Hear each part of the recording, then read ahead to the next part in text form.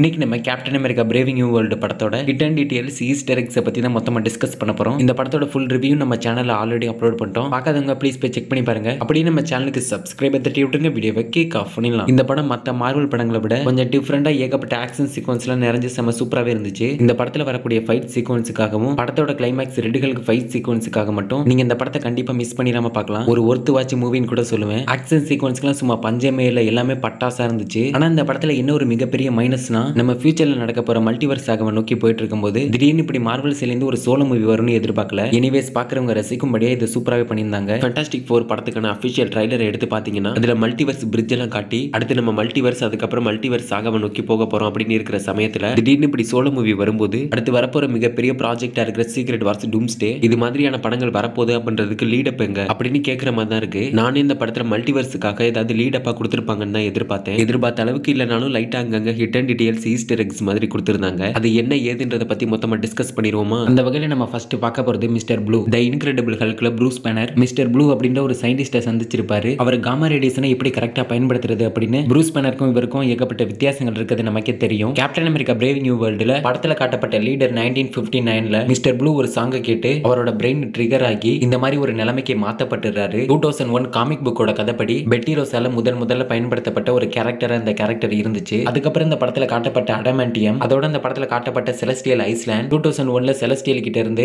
டியாமண்ட் மிச்சம் மீதி விட்டுட்டு போனதுதான் இது. எம்சியூல அடமாண்டியம் மூலமா நமக்கு இதை காட்டியிருக்காங்க. இந்த அழிக்க முடியாத அடமாண்டியத்தை ஜப்பானோட சேர்க்கறதுக்கு ஏன் கேப்டன் அமெரிக்கா பிரேவிங் நியூ வேர்ல்டு ஒரு முக்கியமான காரணமா இருக்கு. காமிக்ல ஜப்பானோட சயின்டிஸ்ட்ல ஒருத்தரான கெஞ்சி ஓயமாவும் லார்ட் டார்க் விண்ட்ன்றவரும் அடமாண்டியத்தை எப்படி மனித எலும்புகளோட இணைக்கிறது அப்படின்றத கண்டுபிடிக்கிறாங்க. இவங்களோட இந்த கண்டுபிடிப்பு டாக்டர் ஆப்ரஹாம் பெர்னோலியஸ் லோகனோட வெப்பனிக்ஸ் ப்ரோக்ராம்ல அவங்களோட கண்டுபிடிப்பை பயன்படுத்திருப்பாரு. அதுக்கப்புறம் படத்துல ஒரு சீக்வன்ஸ்ல ரெட் ஹல்க் அவரோட பயங்கர கோவத்தை வெளிப்படுத்தும் போது அவர் போட்டிருந்த ஷர்ட் அவரோட கோவத்தால அவர் உடம்புல இருந்து வெளியாகிற வெப்பத்தினால அந்த ஷர்ட் அப்படியே எரியிற மாதிரி படத்துல ஒரு சீக்வன்ஸை பார்த்திருப்போம். அது மாதிரி அவரோட கையை கீழே வைக்கும் போது கூட அவர் கைப்பட்ட இடமே எரியிற மாதிரி காட்டியிருப்பாங்க. இது எக்ஸாக்டா காமிக்ல கொடுக்கப்பட்ட ரெட் ஹல்கோட ஒரு பவர் தான். ரெட் ஹல்கோட இந்த ஹீட் ஜெனரேஷனை நீங்க காமிக்ல எடுத்து பாத்தீங்கன்னா காமிக்ல அப்படியே ரெட் ஹல்க பட்டு பயங்கரமா காட்டியிருப்பாங்க. அதாவது ரெட் ஹல்கோட உடம்புல இருந்து வெளியாகிற ஹீட் ஜெனரேஷனால அவர் உடம்பே பத்திட்டு எரியிற மாதிரி காட்டியிருப்பாங்க. காமிக்ல அது மாதிரி காட்டியிருப்பாங்க. ஆனா அது மாதிரி ஏன் மூவில காட்டலன்றது சுத்தமா தெரியல. மேபி இது மாதிரி ஃபியூச்சர்ல காட்டுறதுக்கான வாய்ப்புகள் கூட இருக்கு. ஆனா இது மாதிரி ரெட்களுக்கு ஸ்கிரீன்ல காட்டியிருந்தாங்கன்னா சும்மா ராவா இருந்திருக்கும். பொறுத்திருந்து பார்ப்போம் இது மாதிரி ஃபியூச்சர்ல எதுவும் காட்டுறாங்களா என்னன்னு. அதுக்கப்புறம் படத்தோட போஸ்ட் கிரெடிட் சீன்ல வக்காண்டா மக்கள் வைப்ரேனியத்தை தன்னோட நாட்டோட பொக்கிஷம் தன்னோட நாட்டுக்குள்ள மட்டும்தான் பயன்படுத்தப்படணும்னு வைப்ரேனியத்தை அவங்க நாட்டோட பொக்கிஷமா அவங்க நாட்டுக்குள்ள பாதுகாத்துட்டு வந்துட்டு இருந்தாங்க.